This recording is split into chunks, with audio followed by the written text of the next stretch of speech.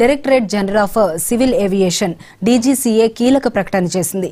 పైలట్ల విధులకు సంబంధించి గతంలో విధించిన ఆంక్షలను తాత్కాలికంగా ఎత్తివేస్తూ డీజీసీఏ నిర్ణయం తీసుకుంది. ముఖ్యంగా ఫ్లైట్ డ్యూటీ టైం ఎలిమినేషన్స్ ఎఫ్డీటీఎల్ నిబంధనలో భాగంగా గతంలో అమలు చేసిన వారం పాటు తప్పనిసరి విశ్రాంతి నిబంధనను వెనక్కి తీసుకుంది.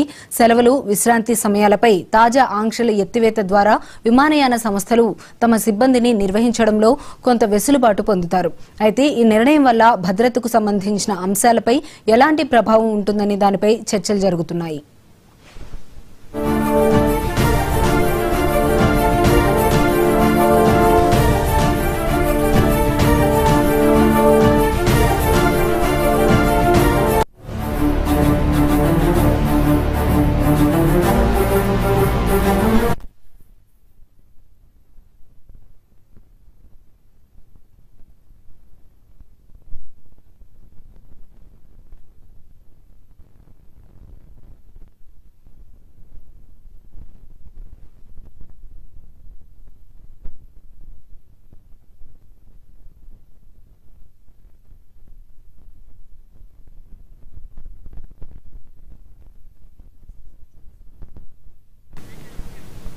ఇండిగో ఎయిర్లైన్స్ లో తలెత్తిన సంక్షోభం, విమానాల రద్దు నేపథ్యంలో directorate general of civil aviation కీలక ప్రకటన చేసింది. పైలట్ల విధులకు సంబంధించి గతంలో విధించిన ఆంక్షలను తాత్కాలికంగా ఎత్తివేస్తూ డీజీసీఏ నిర్ణయం తీసుకుంది. ఇదే అంశానికి సంబంధించి మరింత సమాచారం మా ఢిల్లీ బ్యూరో చీఫ్ శిరీష్ అందిస్తారు. శిరీష్, చెప్పండి, ఇప్పటికైనా ఇండిగో ఫ్లైట్స్ రన్ అయ్యే అవకాశం ఉంటుందంటారా? తప్పకుండా, ఎందుకంటే సమస్య అనేది కూడా కొంత చక్కదిద్దే అవకాశం ఉంది. 1-2 రోజుల్లో దీనికి సంబంధించిన సమస్యను పరిష్కరించే అవకాశాలు చాలా స్పష్టంగా కనపడుతున్నాయి. అయితే డీజీసీఏ నిర్ణయం తీసుకోవడంతో ఇటు ఇండిగో కూడా ఊపిరి పీల్చుకుంది. ఏదైతే ఇప్పటి వరకు పైలట్లకు సంబంధించిన నిబంధనలు ఉన్నాయో వాటిని ఎత్తివేయడంతో ఉన్న పైలట్లతో ఎక్స్ట్రా అవర్స్ నడిపించడంతో పాటు పైలట్లకు సంబంధించి ఏదైతే సమస్య ఏర్పడిందో దాన్ని చక్కదిద్దే అవకాశం కూడా ఉంది. దీంతో వరకు కూడా గ్రౌండ్ అయిన ఫ్లైట్స్ అన్ని కూడా మళ్ళీ తిరిగి యథావిధిగా సకాలంలో నడిచేలాగా ఉన్నాయి. సివిల్ ఏవియేషన్ మంత్రి రామ్మోహన్ నాయుడు జోక్యంతో పరిస్థితిని చక్కదిద్దే పనిలో కూడా అధికారులు కూడా ఉన్నారు. సో మొత్తం మీద కూడా ఇలాంటి సమస్య అనేది కూడా భవిష్యత్తులో రాకుండా ఇండిగో సంస్థకు కొంత టైం అనేది ఇవ్వడంతో పాటు ఈ పరిస్థితి మొత్తాన్ని కూడా సమీక్షించనున్నట్లుగా కూడా డీజీసీఏ ప్రకటించడం జరిగింది. అయితే శిరీష్, ఇక్కడ చూసినట్లయితే భద్రతకు సంబంధించిన అంశాలపై ఏమైనా ప్రభావం ఉంటుందని చర్చలు అనేవి జరుగుతూ ఉన్నాయి. వాటిపైన ఏంటి అప్డేట్?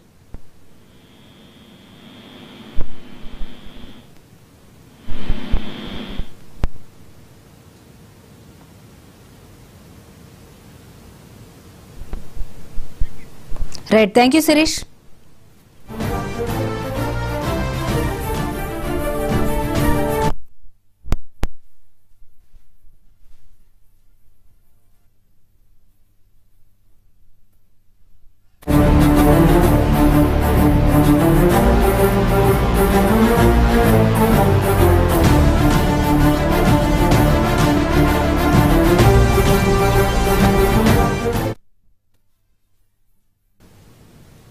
బ్రేకింగ్ న్యూస్ చూస్తున్నాము. హైదరాబాద్ లోని శంషాబాద్ అంతర్జాతీయ విమానాశ్రయంలో విమానాల రద్దుతో ప్రయాణికులు తీవ్ర ఇబ్బందులు పడుతున్నారు.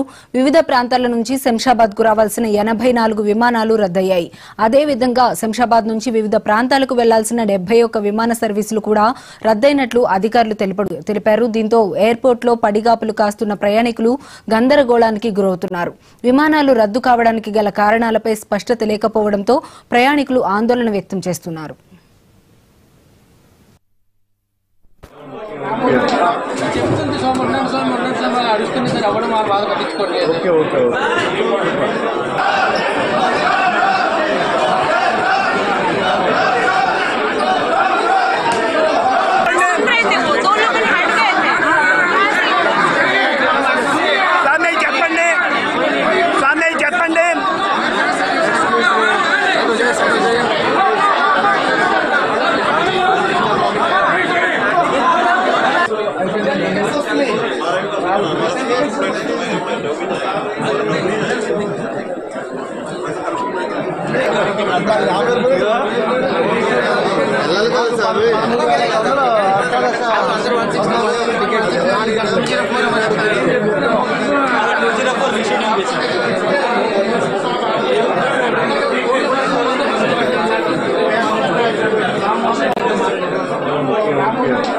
చెప్తుంది సోమవారం అడుగుతుంది ఎవరు మా బాధ పట్టించుకోవట్లేదు. ఓకే ఓకే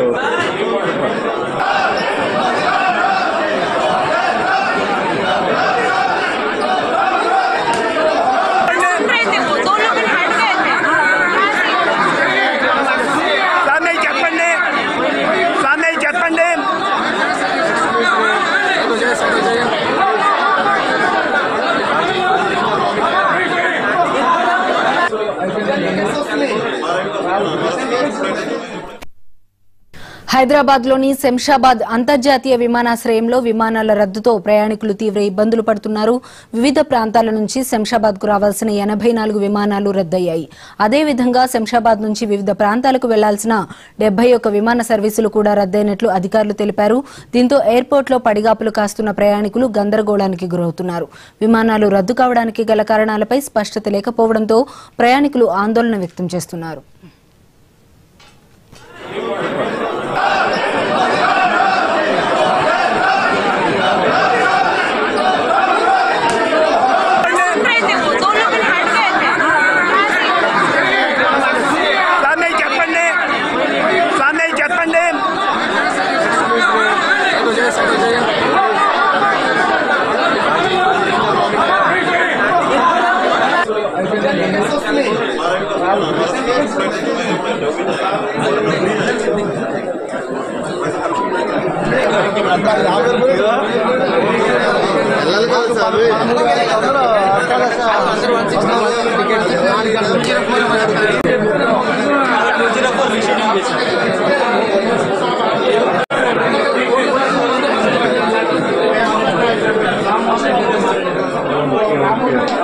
చెప్తుంది సోమవారం అడుగుతుంది సార్, ఎవరు మా బాధ పట్టించుకోవట్లేదు. ఓకే ఓకే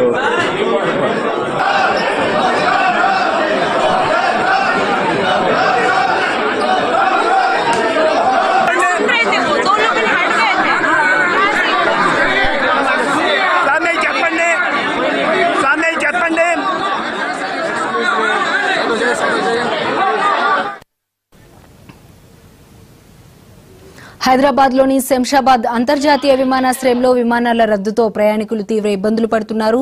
వివిధ ప్రాంతాల నుంచి శంషాబాద్కు రావాల్సిన 84 విమానాలు రద్దయ్యాయి. అదేవిధంగా శంషాబాద్ నుంచి వివిధ ప్రాంతాలకు వెళ్లాల్సిన 71 విమాన సర్వీసులు కూడా రద్దయినట్లు అధికారులు తెలిపారు. ఇక ఇదే అంశానికి సంబంధించి మరింత సమాచారం మా స్పెషల్ కరెస్పాండెంట్ దుర్గేష్ అందిస్తారు. దుర్గేష్, చెప్పండి.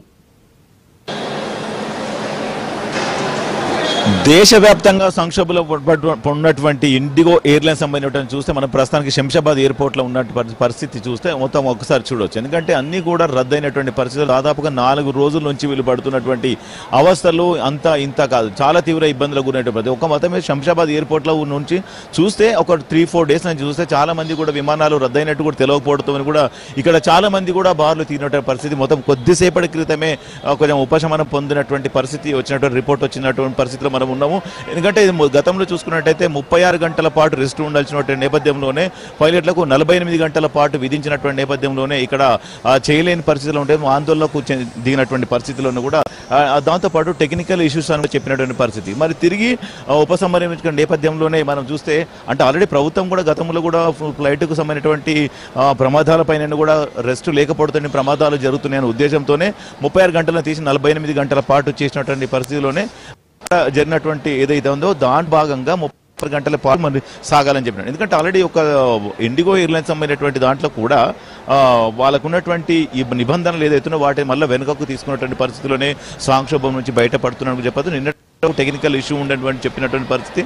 చాలా మంది కూడా అయ్యప్ప కూడా నిన్నట్టు కూడా లో ఉన్నటువంటి అందరూ కూడా ఇక్కడ ఒక ఆర్టీసీ బస్ స్టాండ్ ఏ విధంగా ఉంటో ఆ విధంగా తయారైనటువంటి పరిస్థితి. ఇక్కడ ఆల్రెడీ ఇక్కడ ఎయిర్పోర్ట్కి సంబంధించిన చూస్తే మొత్తం మిగతా ఫ్లైట్లు అన్ని కూడా యథావిధిగా జరుగుతున్నాయి. కేవలం ఇండిగోకు సంబంధించినటువంటి ఫ్లైట్లు ఏదైతున్నాయో అవి రావడం పోవడం అన్ని రద్దు కావడంతోనే ఇక్కడ భారీ సంఖ్యలో ఉన్నటువంటి వారందరూ కూడా ఇక్కడ వాష్రూమ్స్ కానివ్వండి, వాటర్ ప్రాబ్లమ్స్ కానీ రకరకాల అన్ని ప్రాబ్లమ్స్ ఉన్నాయని చెప్పాలి. మొత్తం ఒక ఆర్టీసీ బస్ స్టాండ్లో ఏ విధంగా ఉంటుందో అటువంటి పరిస్థితిలో తయారైనటువంటి పరిస్థితి మనం చూద్దాం. అయ్యప్ప స్వాములు ఇక్కడ ఉన్నటువంటి పరిస్థితి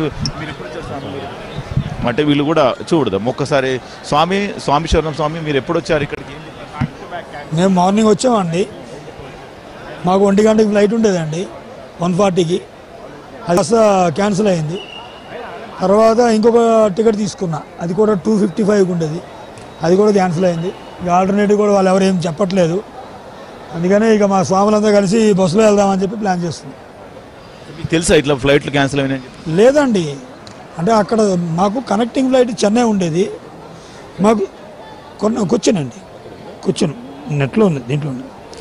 అయితే కూర్చునిగా తీసుకున్నాం, కూర్చును కనెక్టింగ్ ఫ్లైట్ అయ్యో చెన్నై. అంటే చెన్నై నుంచి కొచ్చికి వెళ్ళాల్సిన పరిస్థితిలో వీళ్ళందరూ కూడా స్వాములు. అంటే ఇక్కడ చాలా మంది ఉన్నారు ప్రయాణికులు, మహిళలు కానివ్వండి, చిన్నపిల్లలు కూడా ఇక్కడ మంది చూడొచ్చు. అంటే స్వాములకు ఏ విధంగా పడుకుంటారు, ఒక ఆర్టీసీ బస్ స్టాండ్ రైల్వే స్టేషన్లో పడుకుంటే ఏ విధంగా పడుకుంటారు అట్లా అంటుండ్రు ఒక ఇంటర్నేషనల్ ఎయిర్పోర్ట్లో. ఇది పరిస్థితి మనం చూడొచ్చు. ఎందుకంటే మనం ఒక్కసారి చూడొచ్చు. స్వామి ఎక్కడ పోవాలి మీరు? చవరమల పొలం 45 ఫ్లైట్ స్వామి, ఇంతవరకు ఏమీ లేదు, అసలు ఏమీ లేదు.